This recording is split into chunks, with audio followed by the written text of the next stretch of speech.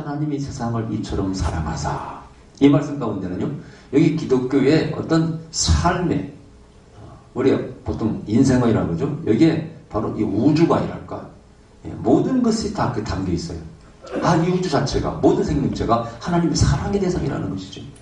늘 제가 말씀드렸습니다. 하나님의 존재의 목적이 무엇이냐? 그것은 영광 받기 위해서가 아니라 사랑하기 위해서 존재한다. 신은 사랑을 존재한다. 자, 오늘 이 질문, 어떤 분야의 전문가들에게 당신이 깨달은 진리가 무엇입니까? 물어보면요, 각각 다를 수 있어요. 어떤 천체 물리학자에게 정말 당신이 깨달은 진리, 그 비밀이 뭐가 있습니까? 물어본다면은, 빅뱅, 아니면은, 블랙홀, 어떤 사람은 우주의 인력, 자기 분야에서 말할 수 있다 그런 얘기죠. 어떤 사람은 스포츠나 연습이 중요하고, 뭐가 중요하고, 모든 걸 말할 수 있습니다. 근데 그것들이 그 사람에게는 정말 중요한 것입니다. 모든 사람에게도 또 한 교훈은 됩니다. 근데 정말 우리에게 살면서 모든 직업을 초월해서, 인류를 초월해서 필요한 깨달은 진리가 있다면 뭘까요? 오늘 이 중요한 답을 주님께서 주고 있습니다. 여러분, 헬라인은 알다시피 지혜를 사랑하는 민족이라고 있죠. 철학이 가장 꼽혔던 나라가 바로 저 헬라라는 나라, 그리스라는 나라입니다. 우리가 알고 있는 철학자들, 소크라테스, 탈레스 시절하고는 탈레스, 플라톤, 아리스토텔레스 전부 다 그리스 사람이에요. 그래서 그들은 그 생각하며 자기의 어떤 깨달은 철학을 이해하려는 걸 좋아합니다.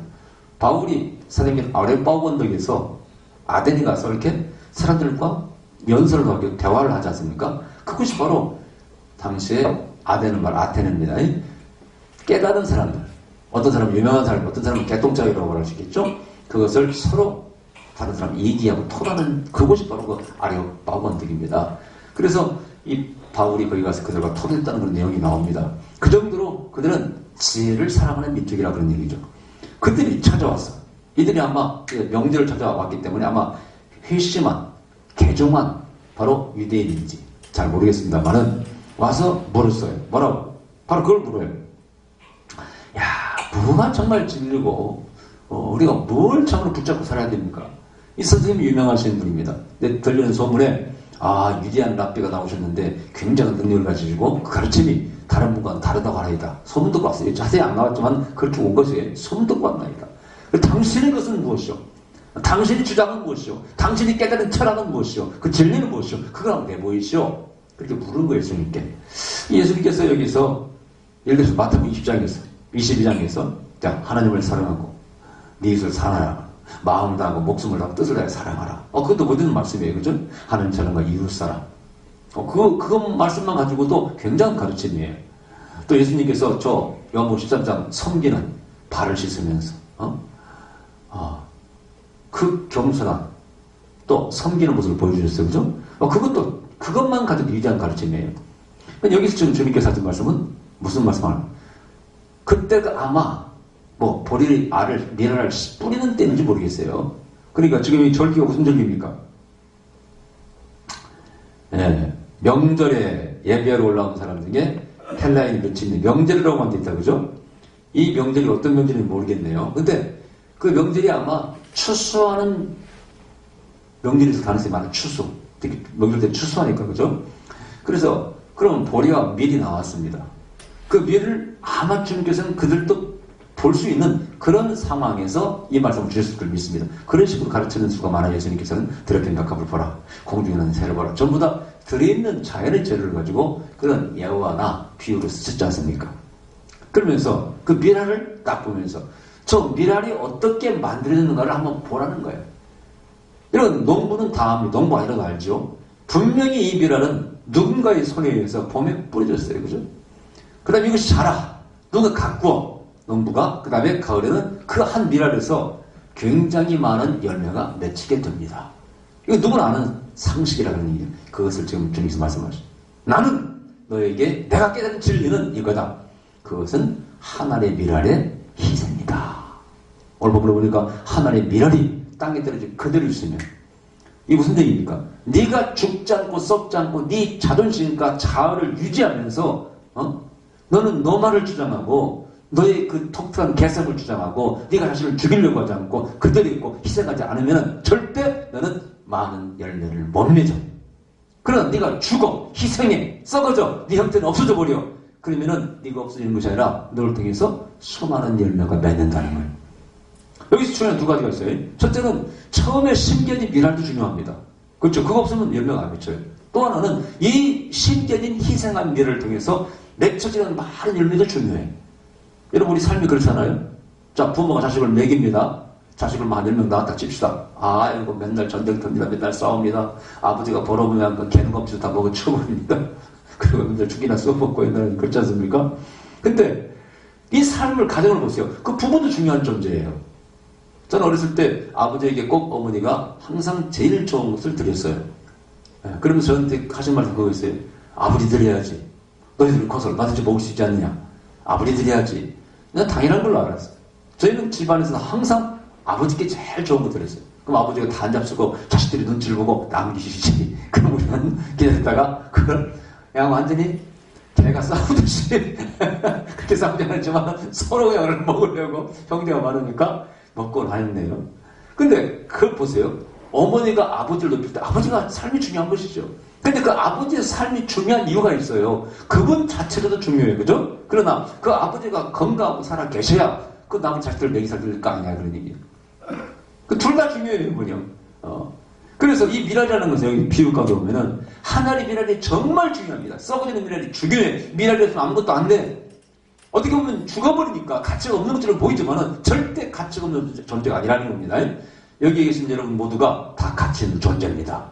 지금 누군가를 위해서 희생하고 썩어져 가고 있어요. 아멘. 먹을 것 아끼면서 입을 것 참고 아끼면서 누군가를 위해서 희생하고 있어요. 여러분 자신의 삶이 중요해요. 여기서부터 시작하는 겁니다.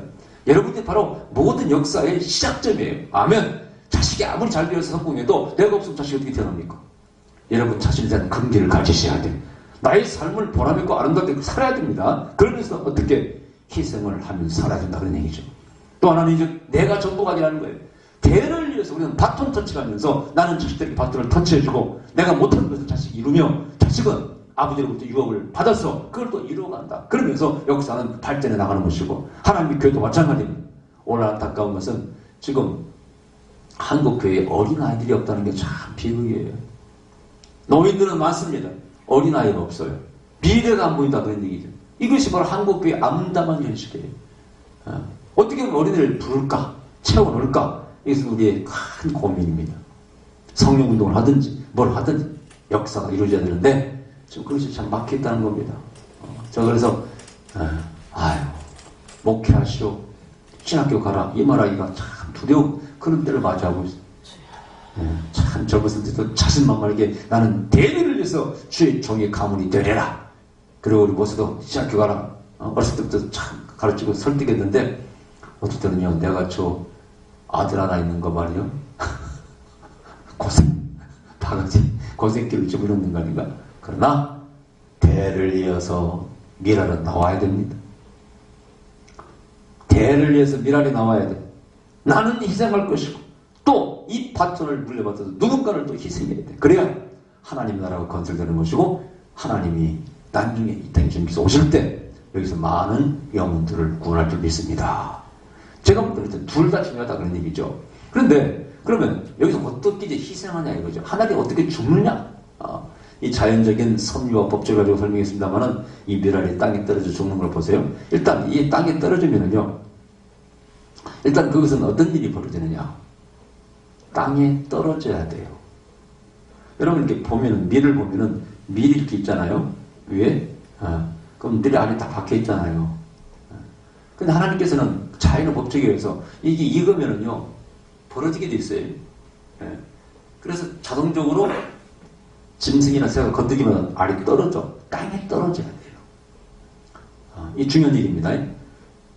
절대 당신은 거기에서 높은 자리에서는 붕 떠 있는 자리에서 절대 생명체가 뿌리가 나오질 않아. 어떤 부자가 말 있었는데 일단 이 사람은 하나님을 만나기를 원했어요. 부자예요. 그래서 기도할 때 항상 지붕 위에 와서 기도합니다. 근데 지붕 위에다 뭘 가져가느냐? 자기 침대, 금으로 만든 침대랑 쫙 시설을 갖춰놓고 그리고 거기서 별을 보고 기도하는 거. 하나님, 나는 이렇게 하나님 받아서 소망합니다. 어느 날 지붕에서 되게 잠이 들었어요. 새벽이 됐는데 갑자기 사람 소리가 나. 그거 봤더니 이웃 사람들이 바로 옆에 지붕에서 뭘 시끄럽게 떠들어. 그래서 여보시오, 거기서 뭐 하시오? 그랬더니 여기서 낙타를 찾는다 그래. 낙타를 찾는다. 낙타가 지붕에 왜 올라왔겠어? 그러면 엉뚱한 소리를 하니까 부자가 여보시오, 지붕에 무슨 낙타가 있냐? 그랬더니 그 사람이 하는 말이 존나게, 여보시오, 금으로 만든 침대에서 어떻게 하나님을 볼 수 있어? 그러더라는 거예요. 당신은 당신이 가지고 누리고 있는 모든 것을 그거 하나 못 놓고 침대, 금침대를 갖다가 옥상 위에 지붕 위에까지 갖다 놓고 편히 누워서 신을 만나보겠다고 하는 당신에게 과연 하나님 만나주겠어? 그래서 그 사람이 그 말을 듣는 깨갱 하고 입을 다물었답니다. 여러분, 예수님께서는 아버지를 만나려고, 성경에 보면은 하나님을 만나려고 다 어디로 가요? 자, 광야길을 건너서 신의 산에 갑니다. 되게 광야로 간다는 얘기. 미드바르라는 말이 바로 광야란 말인데, 그것은 광야에서 하나님의 말씀을 듣는다, 그런 의미. 나바르 말씀이라는 말이 들어있어요. 왜 광야에 가서 하나님 만납니까? 모든 것이 다 내에서 벗겨져야 돼. 내 홀로 단독자로서 욕심도 생각도 다 벗겨져야 돼. 그리고 하나님을 만나야 돼. 내가 껍질 입고 있으면 안 됩니다. 내가 벗겨져야 돼. 그리고 온전히 땅에 떨어져야 돼. 내가 겸손하게 돼야 됩니다. 그랬을 때 비로소 뿌리가 나오고 생명체가 나와요. 그 다음에는 뭡니까? 이 알이 미랄이 썩어져야 돼요. 이 썩어지면서 거기서 뭐가 돼요? 양분이 됩니다. 이게 참 의미있게 생각할 문제예요. 여러분, 부모가 자식을 이렇게 교훈도 가르칠 때 그 교훈은 어디서 오는 겁니까? 전부 다 물론 부모에게 배운 것도 있겠지만은 자기 체험에서 오는 걸 가르칩니다. 거기에는 실패, 아픔의 체험이 많아요. 저도 마찬가지예요. 제 아들을 훈계한다, 훈육한다, 교육한다. 그러면은 물론 저나 제 아버지께 배운 것도 있습니다만, 그러나 거의 대부분은요, 살면서 얻은 교훈들이 많아요. 이것은 썩어진 걸 통해서, 내가 이 세상을 살면서 정말 썩어지는 걸 통해서 얻은 교훈들이에요. 거기서 양분이 나와. 할렐루야. 여러분, 예수님께서 잘 들어보세요. 희생하심으로 말미암아, 십자가에서 돌아가심으로 말미암아, 거기서 주는 메시지가 우리에게 팍팍하게 들려옵니다. 할렐루야. 아버지여, 나는 저들이 하는 것을 모릅니다. 저들을 용서하여 주시옵소서. 그 용서의 기도가 평상 땅 위에서 편할 때 아버지여, 저들을 용서하시오, 이런 별 의미가 없어요. 십자가 위에서 고통 가운데서 들려주셨던 그 주님의 기도가 온 인류의 심령을 꿰뚫습니다. 그리고 큰 감동을 줍니다. 어떻게 당신을 자신을 죽이는 자를 용서라고 기도하실 수 있습니까? 그래서 죽음을 통해서, 썩어지는 아픔을 통해서 뭐가 나온다? 양분이 나온다. 뭐 간단하게 연결되는 이치예요. 눈물 젖은 빵을 먹으면서 인성을 깨달아요. 그래서 그런 사람과 더불어 인성을 논할 수 있는 것이라 그런 얘기죠. 우리가 썩어져야 돼. 그러니까 지금까지 썩어지신 분들 절대 너무 실망하지 마시기 바랍니다. 내가 썩어졌다면, 이 세상에 깨졌다면, 버림받았다면, 그 사람은 뭔가 남에게 줄 영적인 교훈을 가지고 있는 사람. 할렐루야. 네. 하나님의 미랄이 자기 믿는 사람이, 하나님 그대로 있어. 교만해. 남 줄 것도 없습니다. 아무 줄 것이 없어요. 그럼 겉모술수를 향하며 살아온 사람은요, 남에게 교훈할 게 아무것도 없어요. 겉모술수밖에 없습니다. 네. 이런 게 있어요. 우리 신학교 다닐 때, 우리 신학교 선생님들이 하는 말이 있어요. 어느 목사님 밑에서 부목사로 배울까? 1번, 훌륭하신 목사님. 말씀도 좋으시고 성품도 좋으시고 성자 목사님으로 유명한 그분 밑에서 배우는 거 넘버원이에요. 왜? 거기서 한 3년 내지 5년, 길게는 10년까지 부모로 있다 보면요, 그분의 모든 좋은 점을 다 배웁니다. 심지어는 말투까지 다 배워요. 몸에 배워. 얼마나 좋은 거예요. 근데 또 두 번째로 이름이 있어요. 아주 깎아라고 말이죠. 막 밑에 부목사를 함부로 다루고요. 교회는 성장시켰습니다. 막 말도 함부로 막 때때려 막 야 임마 막 부목사한테 욕짓거리도 하고 그런 분이 계셔요. 그런 분 밑에 가서 있으면요, 이걸 배운답니다. 나는 이렇게 안 해야지. 내가 담임 목사가 되면 나는 절대 이렇게 안 해야지. 그런다는 거예요. 그래서 그 사람이 한 것을 나쁘다고 생각하기 때문에 나는 이래야지, 반대로 가야지, 이렇게 생각한다는 겁니다. 근데 또 웃기는 것은 이 사람이 나중에 자기가 드디어 담임 목사가 됐어요. 근데 이상하게 내가 안 해야지, 나는 안 배워야지 했던 것이 나도 모르게 튀어나온답니다. 그래서 이것은 나도 모르게 몸에 배어있다 그 뜻이죠. 우리가 이걸 자신을 죽인다는 것은요, 이 모든 내 몸속에 배어있는 모든 걸 죽여야 돼요. 그럼 아까 성자 목사님 어떤 분이니까 끊임없이 자기를 죽인 분이에요. 그분은 성깔이 없겠냐고요. 그분은 못된 게 없겠냐고요. 여러분, 김익두 목사님이 깡패 출신이었습니다만 동네 유명한 깡패였어요. 면에서 아주 그냥 완화권인 것에서. 근데 예수 믿고 변화됐지 않습니까? 선교사를 패고 오히려 이제 나중에 사과를 하되 선교사 용서하는 것을 보고 감동해서 크리스찬이 되었고 목사, 부흥사도 있지 않습니까? 근데 이분이 어느 날 길을 걸어가는데 동네 깡패들이 붙잡았어요. 그리고 시비를 겁니다. 따귀를 탁 때립니다. 그때 이 김육도 목사님이 그런 말 했다잖아요. 예수는 내가 믿고 복은 니들이 받았다. 내가 너 들어봤냐? 김육도라고 들어봤냐? 그러니까 다 옛날에 뭐예요? 김육도 하면은 지 친구가 아닌데 시골에서 오면은 지가 아는 척 하잖아요. 아, 알지. 유명하니까. 근데 앞에 김육도한테서 몰라오면서 잘 안다고. 자식아, 네가 임마 김육도를 왜 말해? 내 친구인데. 그러니까 김육도 목사님이 내가 그 김육도다. 그러니까 그 괴롭히던 놈들이 아이고 잘못했다고 다 엎드렸다는 얘기가 일어가 있습니다. 내가 예수를 믿고 복은 네가 받는다. 거기서 만일 이 김육도 목사님이 같이 싸워서 그걸 패버렸다. 그러면 누가 영광을 받고 누가 무엇을 얻을 수 있을까? 거기서 희생하고 자기를 죽여요. 나 성격을 죽여야 돼. 이 미랄이 썩다는 것은 나를 죽이다는 건데 형태가 없어지지 않습니까? 미랄이 썩어버리면 여러분 땅속에 그 이제 싹이 나는 그 미랄 보면은요, 그 쭈글쭈글해가지고 썩어버리잖아요. 이렇게 자기 형태를 죽여야 돼. 근데 거기서 뭐가 태어나요? 새로운 생명이 태어나.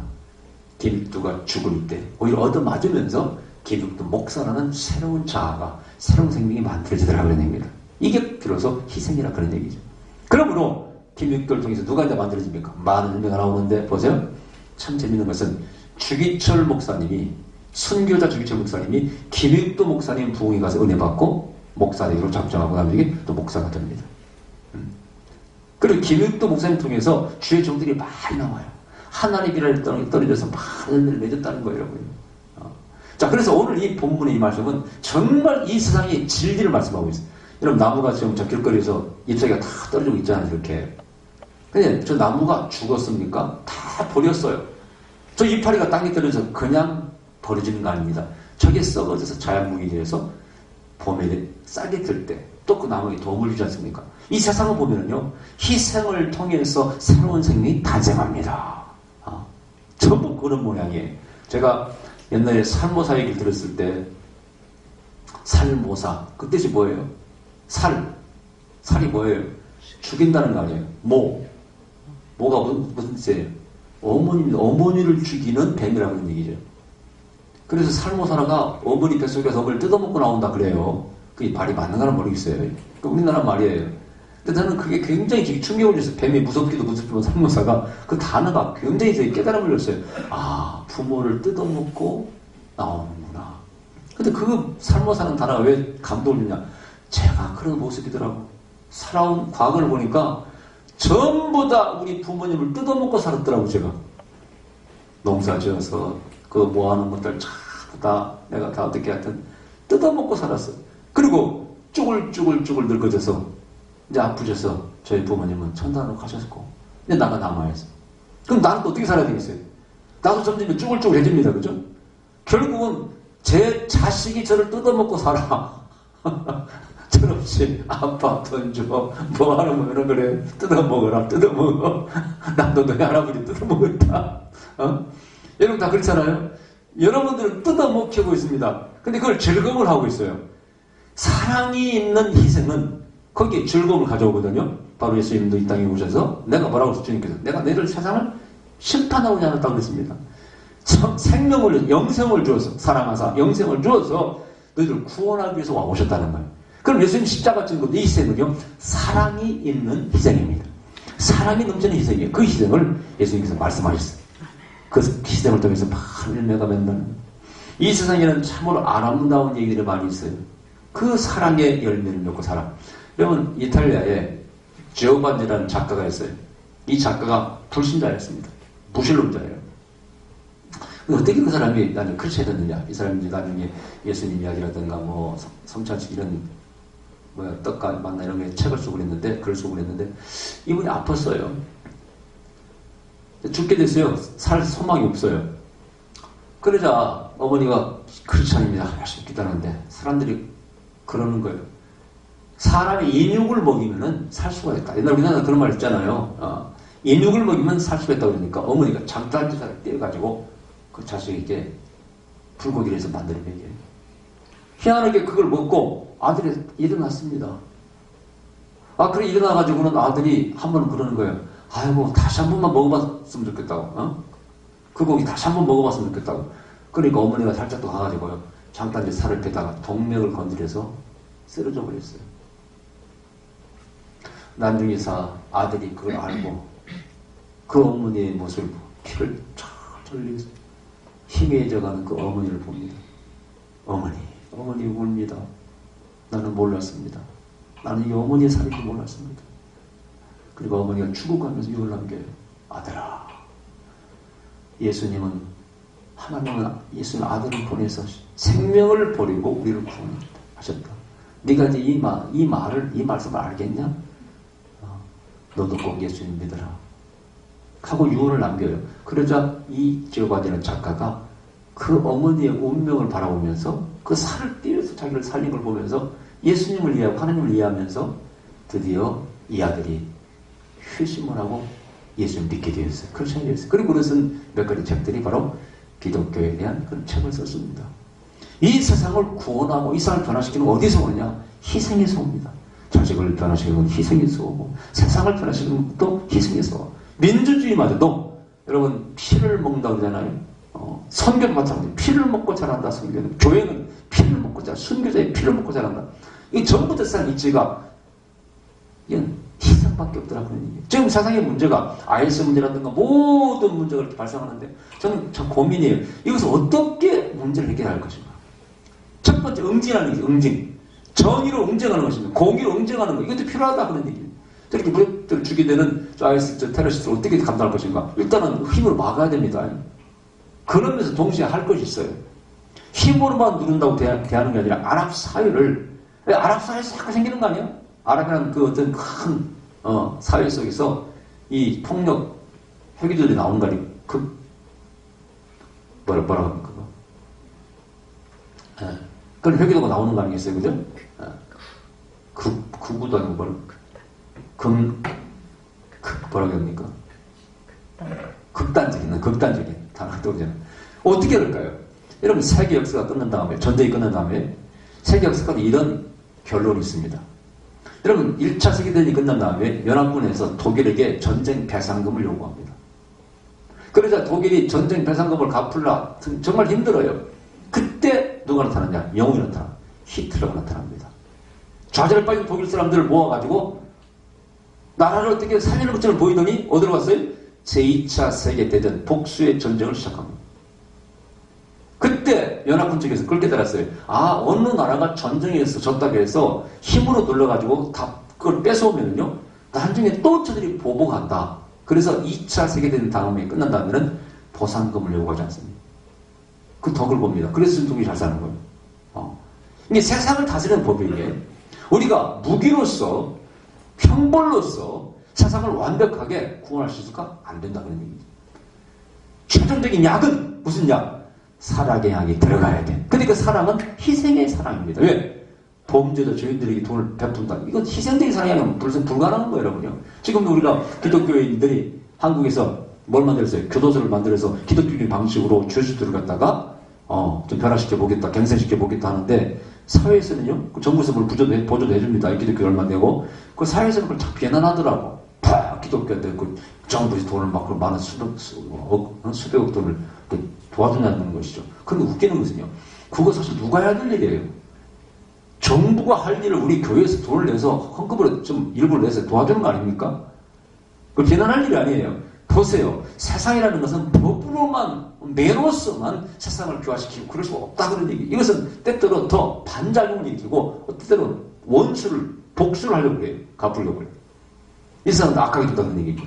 성경적인 방법으로 때때로 하나님은 공의로서 심판도 하시지만은 결국은 뭡니까? 사랑의 법으로서 구원하시는 겁니다. 그걸 사랑과 성령의 법이라고 말하는데 여기에는 희생적인 사랑 아니고 불가능하다 그런 얘기예요. 독사람들을 왜 보내셨느냐? 그런 희생적인 하나님 사랑이 없이는 이 땅의 인류를 구원할 수가 없더라 그런 얘기죠. 그게 바로 희생의 원리예요. 그게 바로 하늘의 미랄의 비유입니다. 내가 죽어야 된다. 여기서 결국 하늘이 누굽니까? 예수님 자신이었고 예수님께 배운 제자들이었습니다. 내가 희생함으로써, 신이 희생함으로써 내가 이 세상을 구원하려고 왔다. 이걸 깨달아. 이때 이 사람들이 이걸 듣고 알아들었을까요? 아마 그건 깨달았겠지. 자연을 바라보면서 맞아요. 밀도 땅에 떨어져 죽으면 열매를 맺죠. 그건 뭐 누가 모릅니까? 이렇게 생각했을 거예요. 그러나 이 말씀 가운데 내가 하나님이요 신이 희생함으로써 나는 너희의 피조물들을 구원하려고 한다. 이 진리를 몰랐을 거예요. 오늘날 우리가 기독교의 신자로서 뿐만이 아니라 왜 예수님에 대해서 우리가 감사하고 참으로 경외합니까? 그건 희생적인 사랑을 보여주셨기 때문에 그렇습니다. 여러분 주님께서 사랑을 강조했죠. 요한은 자기 스승 랍비였던 예수님의 가르침 가운데 철이 들어서 사랑이 가장 중요한 걸 깨달았습니다. 그래서 고린도 13장에서 얘들아 은사 그도 중요하지만 은사는 사랑하는 데 쓰라 하고 12장은 은사장이요 고린도 13장은 사랑장으로 다 기록해놨어요. 제일 좋은 길을 보이라 그러면서 사랑을 강조합니다. 요한도 마찬가지였어요. 요한도 사랑이 없으면 너희 가운데 하나님 안 계신다. 사랑의 구원론을 얘기합니다. 그걸 사랑의 구원이라고 그랬죠. 사랑이 없는 곳에는 하나님이 없다고 얘기합니다. 무서운 말씀이에요. 사랑하지 않으면 구원 못 받는 것 같아요. 그렇다고 여러분이요 무조건 다 용서해야 된다. 그건 아닙니다. 용서라는 것은 항상 상대적인 것이고 상대가 잘못을 빌어야 용서도 하는 것이기 때문에 내가 여러분에게 무슨 성자같이 무조건 다 용서하라 그런 요구하고 싶지 않아요. 왜? 초독도 못하거든 사실은. 그러나 정말 우리가 어떤 일에 대해서 사회에 대해서 자식을 상대해서 직장이나 교회에서나 희생적인 사랑이 필요합니다. 그 희생적인 사람이 있을 때 교회도 움직이고 돌아가게 되는 것이고 한국교회도 마찬가지였고 세계교회도 마찬가지고 정치도 마찬가지고 모든 분야가 희생적인 사람이 필요해. 그 사람을 되게 받고 그 위에 무언가가 세워지고 역사는 발전하고 진보하는 것입니다. 그 역할을 누가 해야 된다고요? 우리 크리스천들이 해야 된다는 얘기입니다. 할렐루야. 오늘 저는 하나님의 미랄의 비유를 묵상하면서 참 이것은 천천물리학적인 얘기가 아닙니다. 무슨 생명공학 그런 얘기 아니에요. 이건 진정한 인류에게 필요한 진리의 말씀이에요. 모든 사람에게 필요한 보편적인 진리라 그런 얘기입니다. 내 자신이 하나님의 미랄이 되겠다고 여러분 결단하시면 여러분들에게서 많은 생명의 열매가 맺힐 줄 믿습니다. 하면은 저 페르시아의 왕이 이웃나라를 침범해 가서 거기 가족들을 왕과 가족들을 다 붙잡았어요. 왕을 신문합니다. 내가 너를 살려주면 너 어떻게 할래? 다 그러니까 왕이 그러는 거예요. 잡혀오나. 예, 그럼 제 재산의 반을 드리겠습니다. 너의 자식들을 살려주면 어떻게 할래? 예, 전 재산을 드리겠습니다. 네 아내를 살려주면 어떻게 할래? 예, 저의 생명을 드리겠습니다. 그러니까 너무 기특해서 풀어줬어요. 자기 나라 돌아와서 얘기하면서 왕이 자기 왕비와 만나서 얘기하면서 이런 일이 나다가 야, 그 왕 페르시아 왕 못 있더라. 우리를 풀어준 것만도 못 있지만은 그 얼굴도 보니까 키랑 잘 핸섬하더라. 그냥 이거 못 봤어? 왕비가 물어보니까 왕비가 뭐라고 했냐 하세요? 나는 못 봤습니다. 아니 거기 있었잖아. 왜 못 봤어요? 네, 나는 당신이 대답할 때 당신 얼굴만 바라봤습니다. 특히 마지막에 네 왕비를 살려주면 어떻게 할 거야? 이렇게 물었을 때 당신의 얼굴만 봐. 그때 당신께서 내 생명을 드리겠나이다 하는 그 모습을 바라보고 저는 그 순간부터 이제 오직 당신만을 바라보기로 했습니다. 그래 희생적인 사랑 앞에 모두가 감동한다는 뜻이에요. 지금도 앞으로 사람을 감동시키려면요 감동적인 삶을 살아야 되겠죠. 거기는 희생적인 사람이 가족이나 누구를 모든 사람을 감동하는 비법입니다. 그 방법밖에 없다 그런 얘기죠. 우리 역사 가운데서 많은 희생적인 내용들이 많이 나왔죠. 우리 대표님 이순신 장군이라든가 모든 사람 다 그렇죠. 그분들이 역사에 뭘 줘요? 영혼의 에너지를 제공하고. 여러분 가정에서 마찬가지로 영혼의 에너지를 제공하는 분이 있어야 돼. 여러분 집안에서 우리 어머니, 우리는 마찬가지로 어머니, 아버지도 마찬가지로 어머니 하면은 우리 자식들은 다 그 앞에 머리를 숙이죠. 그분은 우리에게 정말 뭔가 그분 앞에서는 고개를 숙일 수밖에 없는 그런 영적인 영혼의 혼적인 어떤 에너지를 진료 에너지를 우리에게 주어하셨거든요.